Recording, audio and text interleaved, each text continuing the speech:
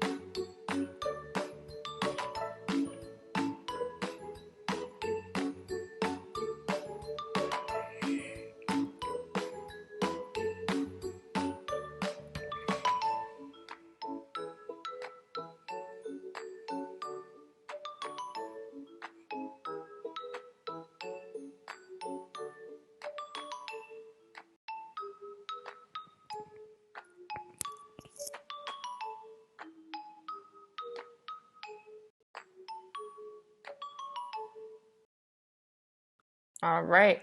You can see they created seascapes, landscapes, whatever they were possibly inspired by. I'd like you to create something your own. You don't have to do anything that they've created there, but rather find inspiration from something around you.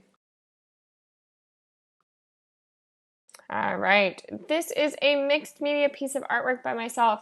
This weekend, when I was trying to think of ideas, I was inspired by some recycled objects around me, and something that a fourth grade student showed me this last week was something that she was making herself. So you'll see an example of mixed media art created by me. Hi everyone, it's Miss Edwards here. I wanted to show you my mixed media artwork that I created this weekend. I started with a sketch. It happened to be a sketch of a peacock. I was inspired by something I saw. So I did a graphite drawing, which graphite is pencil.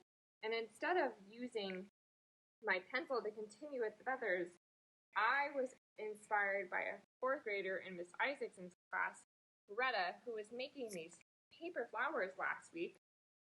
And I decided to do a similar arrangement myself using what's called quilling. And quilling is where you take paper strips, tiny paper strips, and you make them into different shapes and different forms.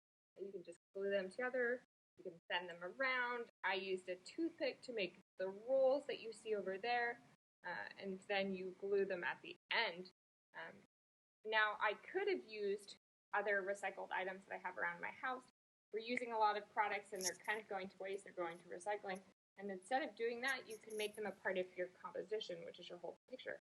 I could have used these bottle cap tips and from my cans. I could use some newspaper or mail clippings and glue them on and make them a part of my artwork to create a collage. I do encourage you to start with some aspect of drawing and then from there let it evolve into something else.